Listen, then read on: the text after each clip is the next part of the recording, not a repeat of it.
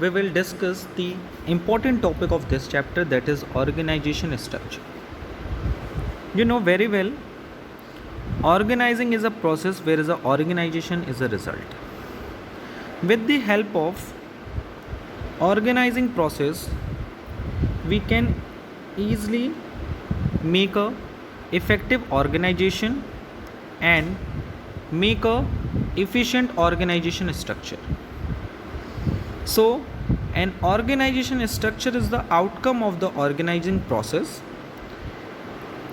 It can be defined a framework within which managerial and operating tasks are performed. So it is a framework within the which managerial and operating tasks are performed. It is also specify relationship between people, work and resources. With the help of organization structure, we establish the relationship between people, work and resources available in the organization. An organization is a structure of relationship between various positions of the enterprise. This structure facilitates the flow of work and communication in the enterprises. So, what is organization structure? Organization structure is the framework within which managerial and operating tasks are performed, and it specifies relationship between people, work and resources. How many types of organization structure? There are basically two types of the organizational structure. The first one is functional structure and divisional structure. In the last video, we also discussed the organizing process. Under this process of organizing, we studied mainly 4 steps. The first step is identifying and division of work. Number second is departmentalization. You know what is departmentalization? Departmentalization means grouping of same activities. When we group the same activity, it is called departmentalization. And departmentalization can be effective, can be implemented with the help of function or division.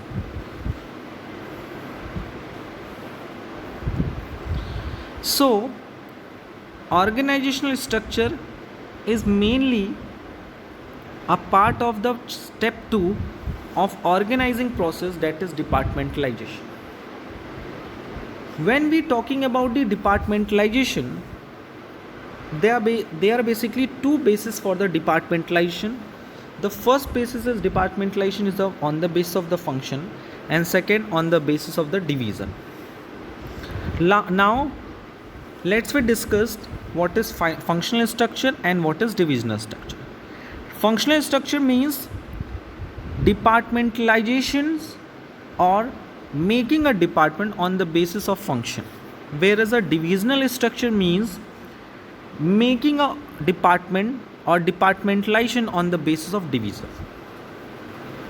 So this topic is mainly related to the second step of the organizing process, that is departmentalization. What is functional organization or departmentalization on the basis of function? Let us start. An organization structure in which departments are created on the basis of different functions performed in the organization is called functional structure.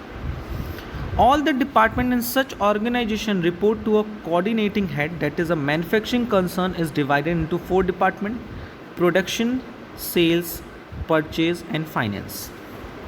So what is functional structure? जब कोई भी organisation के different department जो create किए जाते हैं, वो किस बेसिस पे किए जाते हैं? उनके फंक्शन के अकॉर्डिंग किए जाते हैं, उसे हम लोग फंक्शनल स्ट्रक्चर कहते हैं. जैसे कोई एक मैन्युफैक्चरिंग कंसर्न है. मैन्युफैक्चरिंग कंसर्न का मतलब एक ऐसा ऑर्गेनाइजेशन जिसका काम होता है सामान बनाना और फिर उसको बेचना और उससे प्रॉफिट अर्न करना. तो सामान बनाने के लिए उससे पहले रॉ मटेरियल्स चाहिए, सो उसके लिए परचेज डिपार्टमेंट की ज़रूरत है। फिर रॉ मटेरियल से उसे क्या चाहिए, फिनिश प्रोडक्ट बनाना है, सो उसे किसकी ज़रूरत है, प्रोडक्शन डिपार्टमेंट की ज़रूरत है। सामान बनाने के बाद फिर उसे लोगों तक पहुंचाना है ताकि हम सेल्स कर सकें, तो उसके लिए फाइनेंस डिपार्टमेंट की ज़रूरत है। एक्चुअली फाइनेंस डिपार्टमेंट की ज़रूरत सबको है, क्योंकि बिना पैसे के ना तो हम गुड्स को परचेस कर सकते हैं, ना प्रोडक्ट प्रोड्यूस कर सकते हैं, ना तो सेल्स कर सकते हैं। सो एक ऑर्गेनाइजेशन, एक मैन्युफैक्चरिंग कंसर्न को अपने गुड्स को बनाने से लेकर कस्टमर तक पहुंचाने तक के लिए उसे अपनी पूरी एक्टिविटी को 4 पार्ट में बांटना पड़ता है, on the basis of their function, that is the purchase department, production department, sales department and finance department. So I hope you can easily understand what is functional structure. When organizational structure is divided or the departments are created on the basis of different function performed in the organization.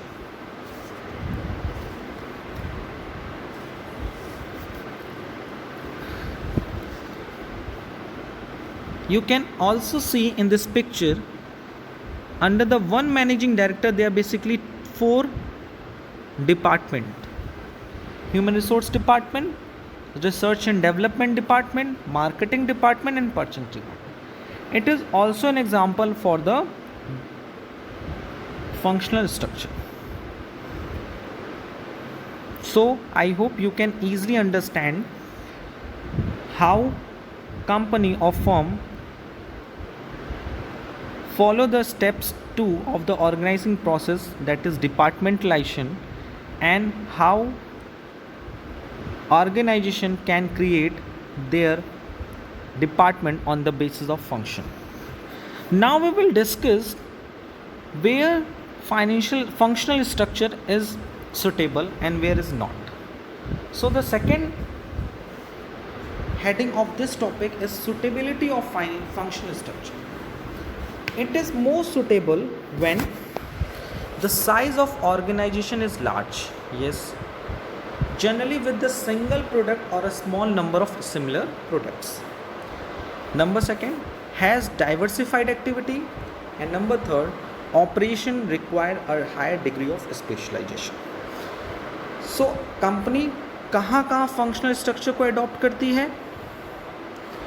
Company adopt करती है जहाँ पे organisation काफ़ी बड़ा और single product में काम कर रहा हो, या फिर उसके सिमिलर प्रोडक्ट हो, 4-5 प्रोडक्ट हो लेकिन वो सिमिलर हो.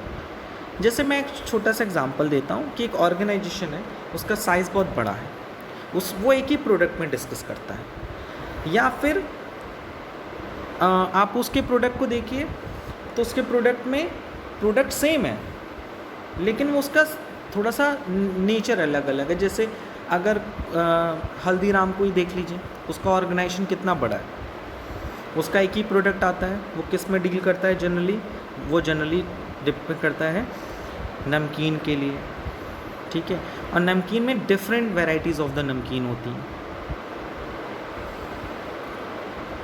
कुछ मूंग की नमकीन होती है, कुछ बादाम की नमकीन होती है, कुछ मिक्सचर्स होते हैं, कुछ काजू होते हैं, होता है कि नहीं होता? तो वहाँ पे हम किस स्ट्रक्चर की बात करते हैं? फंक्शनल स्ट्रक्चर की बात करते हैं. एंड डाइवर्सिफाइड एक्टिविटी, यानी वो अपनी एक्टिविटी को डाइवर्सिफाई करना चाहता है अगर कोई ऑर्गेनाइजेशन, तो उसके लिए फंक्शनल स्ट्रक्चर बहुत अच्छा है, यानी वो अपने एक्टिविटीज़ को बांटना चाहते हैं तब तो बढ़िया ही है.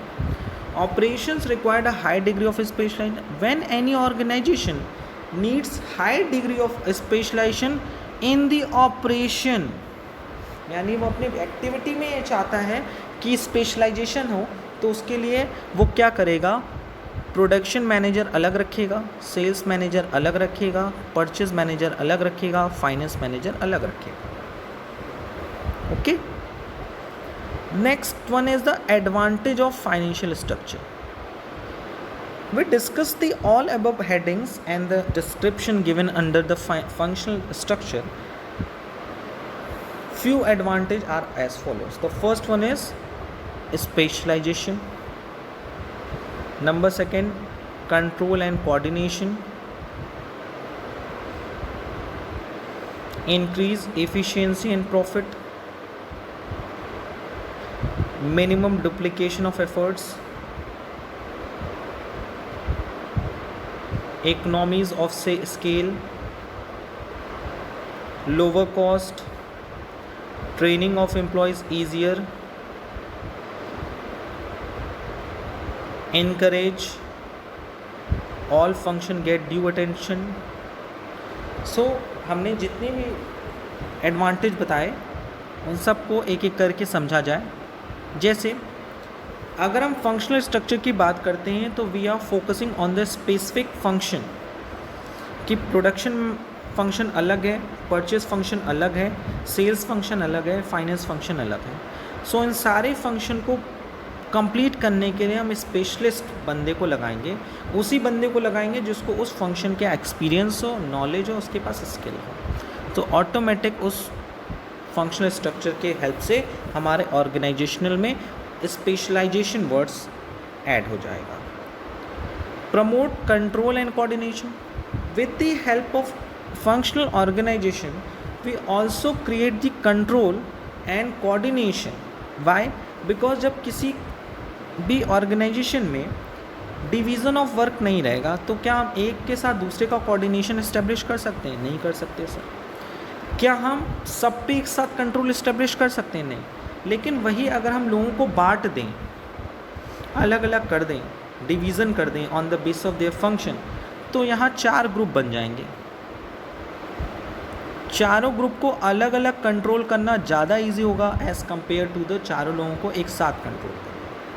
सो with the help of functional organization control easily applicable होता है, अलग अलग हम लोगों को कंट्रोल कर सकते हैं और सबके बीच में कोऑर्डिनेशन भी ला सकते हैं.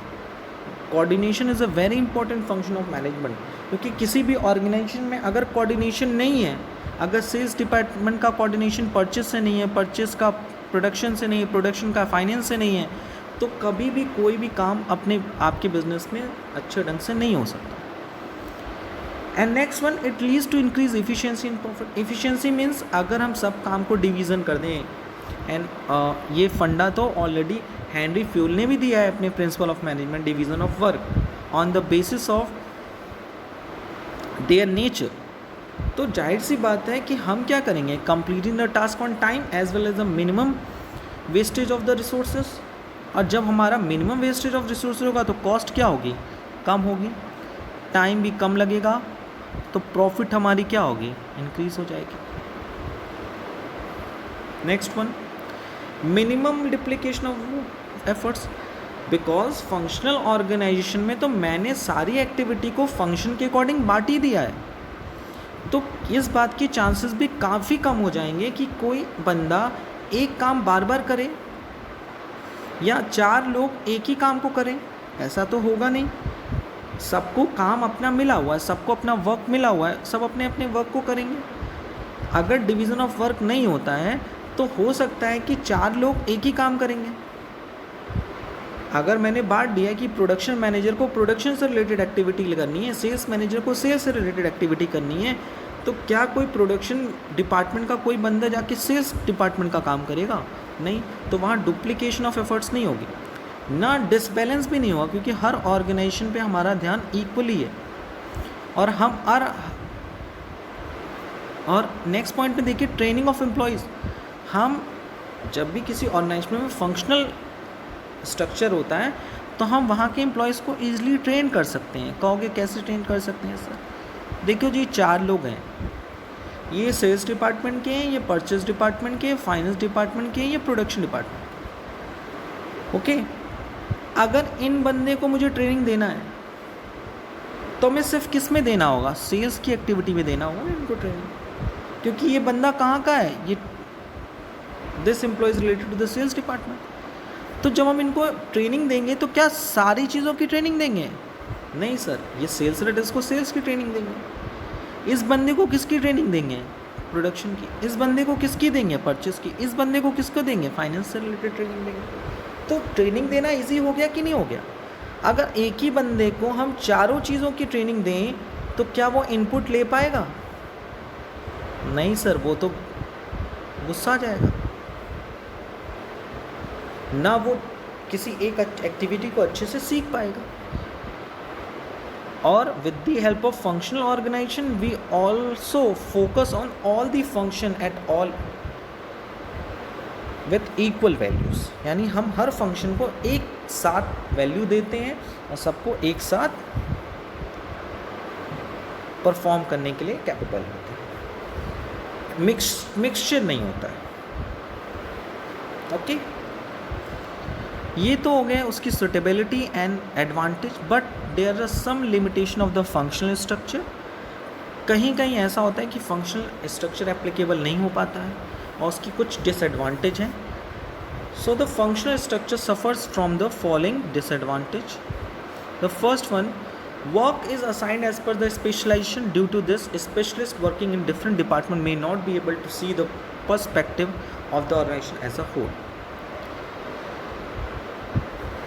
It becomes difficult to hold a particular department responsible for any problem. When organization grows, structure of department becomes complicated and creates problem in coordination. Conflict often arises when the interest of two or more departments are not compatible. And number fifth, there is a lack of flexibility as people may develop a narrow perspective and may not appreciate any other point of view. देखिए, पहली limitation है, पहला drawback है, जब हम काम को उनके फंक्शन के अकॉर्डिंग बांटते हैं और लोगों को उनकी स्किल और एबिलिटी के अकॉर्डिंग उनको डिपार्टमेंट में रख लें और वो एज ए स्पेशलिस्ट उस वर्क में काम कर रहे हैं, तो वो सिर्फ और सिर्फ अपने डिपार्टमेंट के एम के लिए ही काम करते हैं। उनका मेनली फोकस होता है कि भैया हमारे डिपार्टमेंट की जो ऑब्जेक्टिव है वो कंप्लीट हो जाए। तो क्या हम यहाँ ऑर्गेनाइजेशन के बारे में सोच रहे हैं? नहीं, यहाँ तो सिर्फ हम एक पार्ट के बारे में सोच रहे हैं। सो ऑर्गेनाइजेशन पे हमारा ज़्यादा फोकस नहीं है। दूसरी बात, यानी under the functional structure of organization we cannot focus on the organizational goal as a whole. The second, अगर बिजनेस में कोई प्रॉब्लम आती है या मान लीजिए किसी साल फर्म को लॉस हो गया, तो वो ये कैसे कहेगा कि ये प्रॉब्लम जो है इस पर्टिकुलर डिपार्टमेंट के कारण हो रही है। मान लीजिए किसी ऑर्गेनाइजेशन को लॉस हो गया, ठीक है, तो हम ये कैसे रिस्पॉन्सिबिलिटी डिसाइड करेंगे कि इस प्रॉब्लम की वजह कौन है, इस लॉस की वजह कौन सा डिपार्टमेंट है, सेल्स डिपार्टमेंट है कि फाइनेंस डिपार्टमेंट है, प्रोडक्शन डिपार्टमेंट है कि परचेस डिपार्टमेंट है। So we can not be easily find out who is the responsible for the loss of the organization. The third limitation, when organization grows, structure of department becomes complicated and creates problems in coordination. देखिए, जब organisation medium level का रहता है, low level का रहता है, तो वहाँ फंक्शनल ऑर्गेनाइजेशन प्रॉफिटेबल रहता है। लेकिन जब ऑर्गेनाइजेशन बहुत बड़ा हो जाए या उसके नंबर ऑफ प्रोडक्ट्स बढ़ जाएं, तो उस सिचुएशन में फंक्शनल ऑर्गेनाइजेशन जो होता है, स्ट्रक्चर जो होता है, वो एप्लीकेबल नहीं हो पाता है, क्योंकि एक डिपार्टमेंट को कई तरह के प्रोडक्ट्स प्रोड्यूस करने पड़ते हैं, परचेस डिपार्टमेंट को कई प्रोडक्ट्स से रिलेटेड रॉ मटेरियल्स खरीदने पड़ते हैं, एज वेल एज एक सेल्स डिपार्टमेंट को कई तरह के प्रोडक्ट्स मार्केट में सेल भी करने होते हैं। सो इस सिचुएशन में फंक्शनल स्ट्रक्चर ऑर्गेनाइजेशन के लिए प्रॉफिटेबल नहीं होता है। उसी तरह से कॉन्फ्लिक्ट भी अराइज होते हैं, क्योंकि एक ऑर्गेनाइजेशन जो होता है, जो एम्प्लॉयज़ होता है, वो ये चाहता है कि उसे सिर्फ और सिर्फ सेल्स डिपार्टमेंट का ही काम ना मिले, बल्कि उसे अदर डिपार्टमेंट का भी काम, क्योंकि जब कोई इंसान एक काम को करता रहता है बार बार, तो स्पेशलाइजेशन ज़रूर हो जाती है, लेकिन एक काम को करते करते वो कभी ना कभी बोर भी हो जाता है। सो फंक्शनल ऑर्गेनाइजेशन में फ्लेक्सिबिलिटी भी होनी बहुत ज़रूरी होती है, और फंक्शनल ऑर्गेनाइजेशन स्ट्रक्चर में फ्लेक्सिबिलिटी का नेचर काफ़ी कम होता है। So we discuss the functional structure of the organization where the organization creates their department on the basis of the function. Okay, now we will move to the second type of organizational structure, that is divisional structure. An organizational structure in which various departments are created on the basis of product, territory or region is called divisional structure. यानी जब किसी organisation को हम उनके product के according, उनके reason, territory के basis पे बांट देते हैं. जैसे यू नो कि एक बड़ा सा ऑर्गेनाइजेशन जो पूरे इंडिया में वर्क करता है, तो उसके लिए मैंने उसको टेरिटरी के अकॉर्डिंग या रीजन के अकॉर्डिंग बांट दिया कि this department is related to the south, this department related to the north, east, west. Okay, इस तरह से मैंने उनको क्या कर दिया, डिपार्टमेंट को क्रिएट कर दिया. या फिर जब कोई ऑर्गेनाइजेशन मल्टी प्रोडक्ट में में बिजनेस करता है, तो उस केसेस में हम उनके प्रोडक्ट्स के अकॉर्डिंग बांट देते हैं. जैसे एक कंपनी जो है वो मेडिसिन के बिजनेस में भी प्रोडक्ट बनाती है, एज वेल एज वो ग्रोसरी प्रोडक्ट्स भी बनाती है, एज वेल एज वो इलेक्ट्रॉनिक प्रोडक्ट्स भी बनाती है. तो इस केसेस में हम उनका डिवाइडेशन, उनका डिपार्टमेंटलाइजेशन उनके प्रोडक्ट्स के अकॉर्डिंग करते हैं. So under the divisional structure each unit has divisional manager who is responsible for the performance and has the authority over their division. Each division is further divided into functional unit like production, sales and etc. The divisional head is closely responsible for the profit and loss of their division. और जो organisation होता है ना, वो पूरा profit and loss उस division manager के ऊपर ही डिसाइड करता है. अगर उस डिवीज़न में अगर प्रॉफिट होता है तो उस डिवीज़न मैनेजर को अप्रिशिएट किया जाता है, अगर लॉस होता है तो उसके लिए उसको रिस्पॉन्सिबल भी ठहराया जाता है. You can easily understand the concept of divisional organization. Suppose a company has a 4 division. A company deals in the 4 products like cosmetic, garments, footwear, skin care and medicine. So उसके लिए वो क्या करेगा, पहले अपने ऑर्गेनाइजेशन को on the basis of product divide करेगा. तो ये उसके हो जाएंगे division. Division 1, division 2, division 3, division 4 and division 5. And there after further they classify their products and the division furtherly classified on the basis of their function like human resource, marketing, research and development and purchasing. So divisional structure is the advanced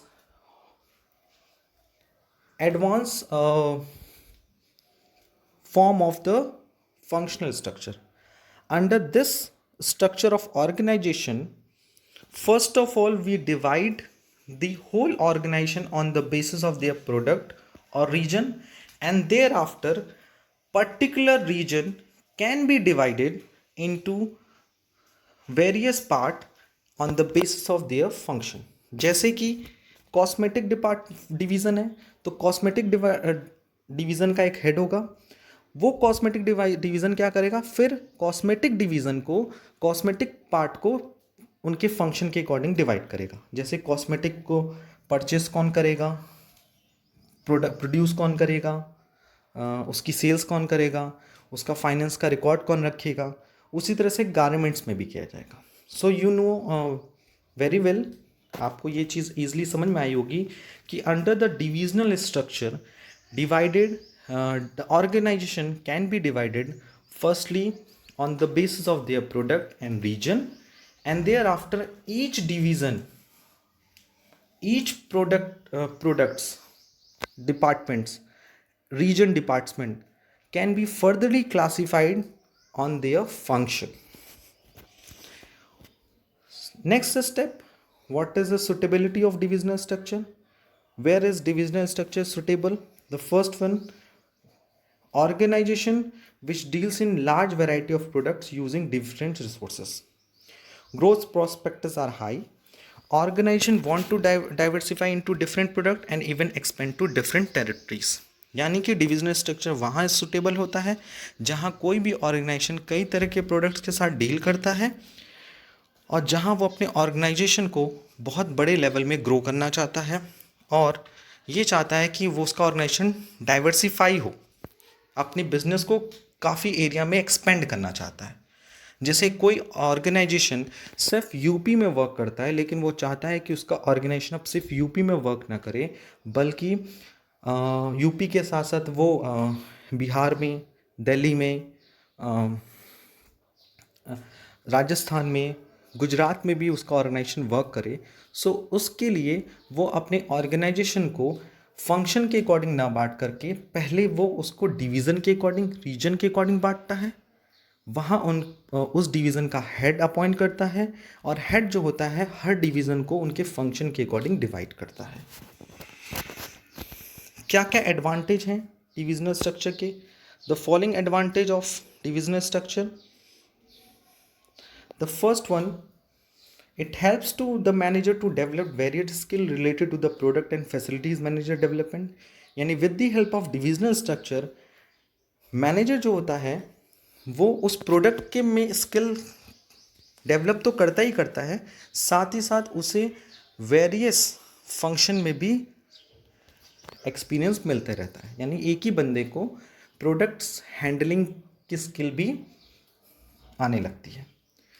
Fixation of responsibility and accountability is easy as divisional head are responsible for the profit and loss of their division। Yes, ये इस structure में ये easily हम identify कर सकते हैं कि कौन सा division head profit and loss के लिए रिस्पॉन्सिबल है, क्योंकि जब भी प्रॉफिट एंड लॉस पूरे ऑर्गेनाइजेशन का क्रिएट होता है तो पहले division wise profit and loss create होता है, फिर एज अ होल ऑर्गेनाइजेशन का प्रॉफिट एंड लॉस क्रिएट होता है।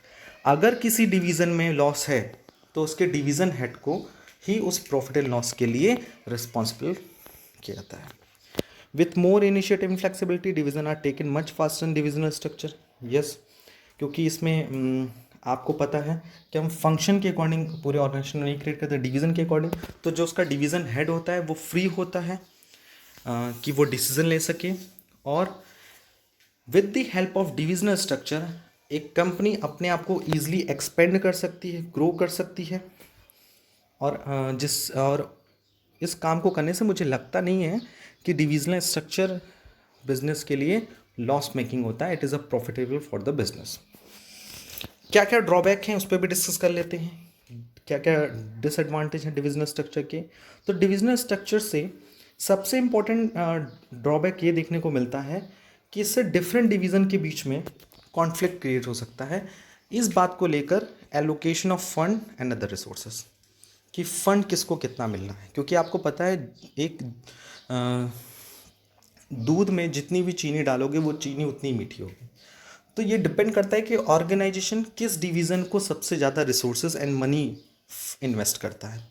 जाहिर सी बात है जहाँ हम ज़्यादा पैसा लगाएंगे वहाँ हमें ज़्यादा रिटर्न आएगा। सो इस चीज़ को लेकर डिफरेंट डिवीज़न के बीच में कॉन्फ्लिक्ट रहता है।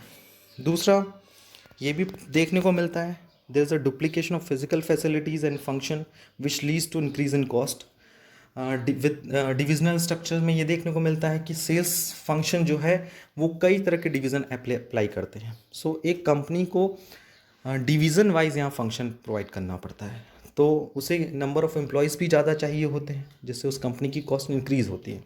जैसे सपोज़ हमें यूपी का सेल्स डिपार्टमेंट अलग होगा, गुजरात का सेल्स डिपार्टमेंट अलग होगा, तो दोनों में सेल्स एम्प्लॉयज़ होंगे और दोनों ही सेम काम करेंगे, तो डुप्लीकेशन ऑफ वर्क भी हो रहा है ऑर्गेनाइजेशन के लिए, बट वो अपना काम अलग अलग डिवीज़न के लिए करेंगे।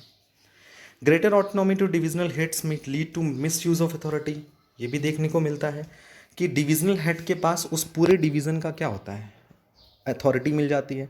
कभी कभी अथॉरिटी ज़्यादा होने के बाद कारण वो अपनी अथॉरिटी को मिसयूज़ भी करते हैं। And the more important things, manager in each division focus on their own objective without thinking of the organization goal. हर डिविजनल मैनेजर हेड को ये लगता है कि उसे अपने डिवीज़न की ग्रो के बारे में सोचना है।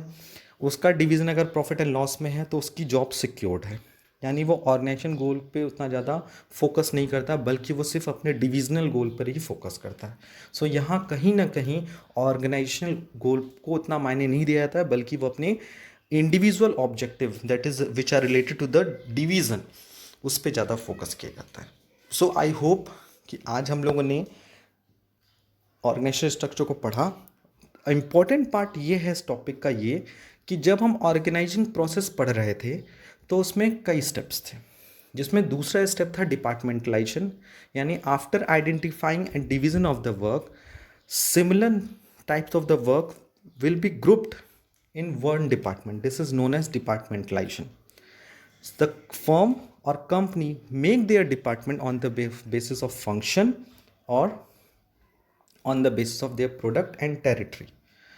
So the basically departmentalization can be created by the can be divided into two parts. The first one is the function, and number two on the basis of products and territory or region. At the end of this video, let's say revise. There are basically two method of departmentalization. The first one is functional structure. It means departmentalization on the basis of function. Under this structure, whole organization divided or make their department on the basis of function, that is sales, production, purchase, finance, human resource. Whereas divisional structure is the extension of the functional structure.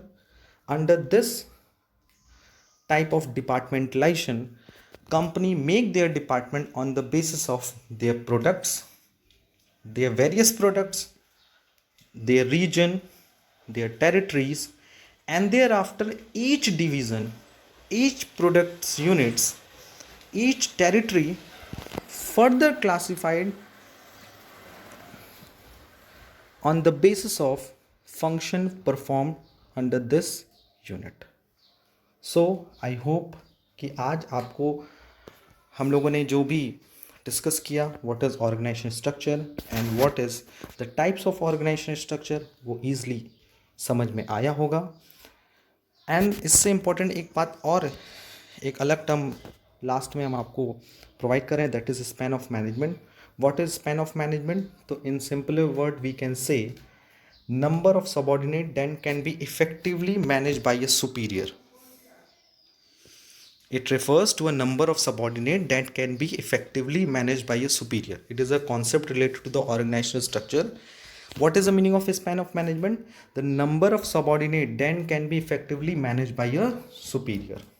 यानी एक superior के द्वारा जितने भी subordinate easily supervise किए जा सकते हैं, मैनेज किए जा सकते हैं, उसे हम लोग स्पैन ऑफ मैनेजमेंट कहते हैं.